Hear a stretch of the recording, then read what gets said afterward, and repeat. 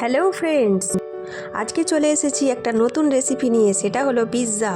তো দেখুন, এটা বাচ্চাদের খুবই প্রিয় খাবার একটা। তো এটা আমরা রেস্টুরেন্টে বা ডমিনোজ এইসব জায়গায় আমরা অনেক টাকা দাম দিয়ে আমরা এগুলো কিনে থাকি। তো অত টাকা খরচা করে আর আপনাদেরকে কিনতে হবে না, বাড়িতেই বানিয়ে নিন খুব সহজ উপায়ে, আর খুবই টেস্টি, নিজেদের মতো করে একদম বানিয়ে নিন এই পিৎজা। তো দেখুন, এই আমার পিৎজা দেখুন, টেস্ট কত সুন্দর দেখতে হয়েছে, একদম একদম দোকানের মতো, একদম রেস্টুরেন্টের মতো একদম। তো চলুন বানিয়ে নিই, দেখা যাক কী কী নিয়েছি আমি। তো এখানে পেঁয়াজ, টমেটো, ক্যাপসিকাম, রসুন, আদা আর একটু কাজু বাদাম, এগুলোকে আমি এইভাবে কেটে নিয়েছি। তো এবার আমি চলুন একটা ডো রেডি করি। পিৎজার যে বেসটা হবে, সেই বেসটার জন্য আমি একটা ডো রেডি করি। তো এখানে গরম জলে একটু আমি চিনি গুলে নিলাম, আর এখানে আমি ড্রাই ইস্ট দিয়ে দিলাম। তো এইটাকে আমি কিছুক্ষণ ঢেকে রেখে দেবো, 10 মিনিট মতো। এই গরম জলে এইটাকে ঢেকে রেখে দেবো। এবার আমি একটা কড়াইয়ে একটু বাটার নিয়ে নিলাম অল্প করে।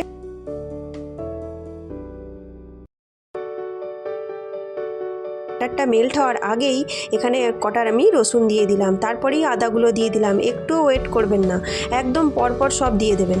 তো এবার আমি এখানে পেঁয়াজ দিয়ে দেবো। তো পেঁয়াজটা দিয়ে একটু ভালোভাবে আমি নাড়াচাড়া করতে না করতেই তারপরে আমি টমেটোগুলো একটু পরেই আমি দিয়ে দিচ্ছি। তো পেঁয়াজ আর টমেটো ভালোভাবে একটুখানি নাড়াচাড়া করবেন, আঁচে এটা করবেন। তারপরেই ক্যাপসিকামগুলো দিয়ে দেবেন। তো এবার এইগুলোতে দিয়ে ভালোভাবে এটাকে মিক্স করে নেব, আর তারপরেই কাজু বাদাম কটা দিয়ে দেবো।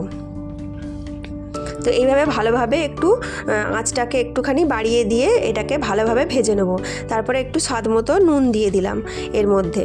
তারপরে একটু কাশ্মীরি লঙ্কার একটু গুঁড়ো দিয়ে দিলাম, আর 1 চামচ এখানে চিনি দিয়ে দিলাম। তো এটাকে ভালোভাবে এইভাবে নেড়ে চেড়ে নিয়ে বাস এটাকে ঠান্ডা করতে রেখে দিলাম।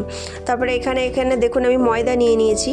তো আমি একটাই এখানে বড় পিৎজা বানাবো, যেটা লার্জ সাইজ হয়, তো সেই পিৎজা বানাবো। তো এখানে আমি দেখুন 250 মতো ময়দা নিয়ে নিয়েছি, একটু নুন দিয়ে, আর এরপরে ওখানে তেল দিলাম, সাদা তেল।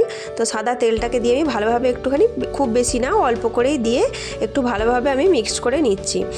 তো এর মধ্যে আমি একটু বেশ সুন্দর একটা টেস্ট আসার জন্য একটা ডিম এখানে আপনি ভেঙে দিলে খুব ভালো হয় এটা। তো ডিমটা আমি এখানে দিয়ে ভালোভাবে মিক্স করে নিচ্ছি। তো ডিমটা দিলে খুবই টেস্টি হয়, পিৎজার যে বেসটা হয় সেটাও খেতে একটা অন্যরকম স্বাদের হয়। তো এখানে ডিমটা দিতে পারেন, আপনি স্কিপও করতে পারেন। তারপর আমি এখানে এই ইস্ট, যেটা আমি 10 মিনিট ভিজিয়ে রেখেছিলাম, সেইটা দিয়ে আমি এখানে ভালোভাবে একটুখানি ডো তৈরি করে নেবো। একটা সুন্দর একটা ডো তৈরি করে নেবো, যেন সফট হয় ডোটা। খুব বেশি শক্ত করলে কিন্তু ডোটা হবে না। তো আমার দেখুন রেডি হয়ে গেছে একদম ডোটা তৈরি করা। তো এখানে একটা পলিথিনে আমি এইভাবে ভালো করে মুড়িয়ে আমি রেখে দেবো। মোটামুটি আমি 6 ঘন্টা মতো রেখে দেবো। তারপর চলুন, এখানে আমি মিক্সিতে এই সসটার জন্য যেটা করেছিলাম সেটা আমি পিষে নিই। তো এখানে দেখুন আমার পেষা হয়ে গেছে, একদম মিহি করে পেস্ট করে নিতে হবে। তো এখানে আমি এবার চলুন 6 ঘন্টা পরে আমি এটা খুলে দেখছি, একদম সুন্দরভাবে এটা একটু ফেপে গেছে। তো হয়ে গেছে আমার এটা। তো একটু ভালো করে হাতে একটু বাটার লাগিয়ে আপনি এটাকে ভালোভাবে একটা মোলায়েম একটা ডো তৈরি করে নেবেন।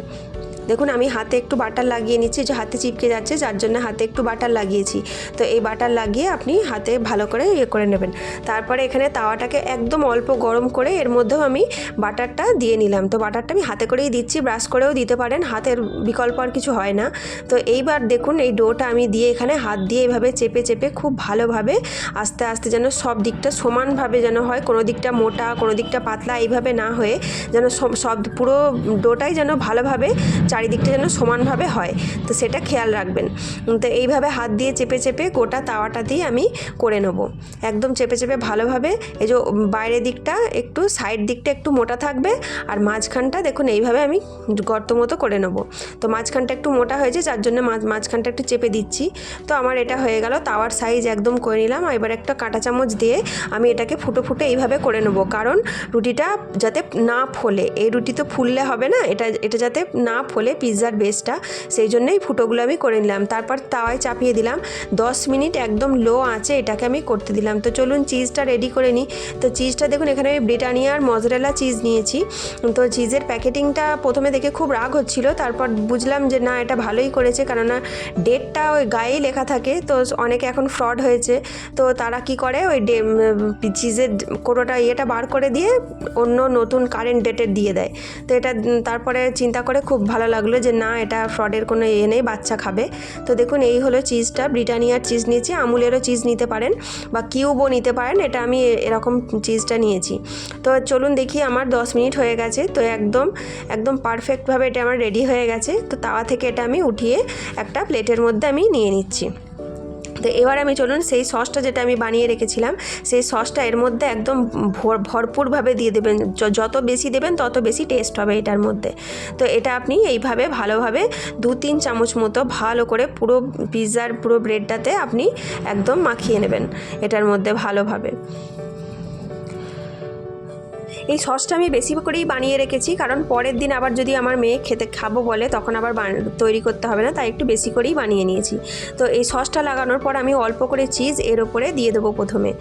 তো দেখুন আমি এখানে চিজ দিয়ে অল্প চিজ দিয়েছি প্রথমে। তো এখানে আমি টমেটো কিছু স্লাইস করে আমি কেটে নিয়েছিলাম, টমেটোর বীজগুলো আমি ফেলে দিয়েছি। তো টমেটোটা ভালোভাবে সাজিয়ে নিচ্ছি।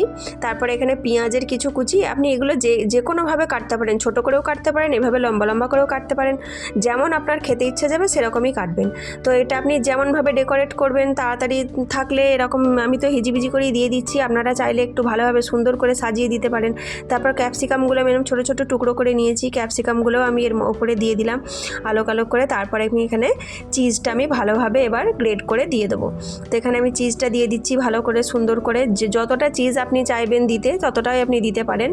তো খুবই টেস্টি হবে এটা, একবার বাড়িতে করে দেখবেন, দারুণ। বাচ্চারা আর রেস্টুরেন্টে যাবার ঝোঁক ধরবে না আশা করি। তো দেখবেন এটা খুবই টেস্টি হয়। তো হয়ে গেছে আমার এটা চিজ দিয়ে, দেখুন দেখেই লোভনীয় লাগছে। তো এটাকে আমি আবার 10 মিনিট মতো একদম লো আঁচে আমি এটা দিয়ে নিয়েছি। তো দেখুন আমার পিৎজা কিন্তু একদম রেডি। এর ওপর থেকে অরিগানো একটু ছড়িয়ে দেবেন আর একটু চিলি ফ্লেক্স ছড়িয়ে দেবেন। চিলি ফ্লেক্স যদি আপনারা ঝাল খান তো বেশি দেবেন, আর কম খেলে কম দেবেন। তো এখানে অরিগানো দিলাম আর এখানে চিলি ফ্লেক্স আমি দিয়ে দিয়েছি। তো দেখুন আমার পিৎজা কিন্তু একদম রেডি। যদি ভালো লাগে রেসিপিটা, তাহলে আমার নতুন নতুন ভিডিও পেতে গেলে আপনি সাবস্ক্রাইব করবেন। আর যদি ভালো লাগে একটা লাইক করবেন, কমেন্ট করে বলবেন বাড়িতে তৈরি করুন আগে, তারপর কমেন্ট করে আমায় জানাবেন কেমন হয়েছে। তো এবার আমি একটু টমেটো কেচাপ দিয়ে দিচ্ছি এর মধ্যে। তো এবার আমি এটাকে কেটে নেব। বাড়িতে বানান, বাচ্চা বড় সবাইকার ভালো লাগবে আশা করি। তো এটাকে আমি পিৎজাটাকে কেটে নিয়েছি, দেখুন দেখুন কত সুন্দর হয়েছে দেখতে, কি ভালো লাগছে, চিজগুলো মেল্ট হয়ে গেছে একদম। তো বাড়িতে একদম সহজ উপায়ে বানিয়ে নিন।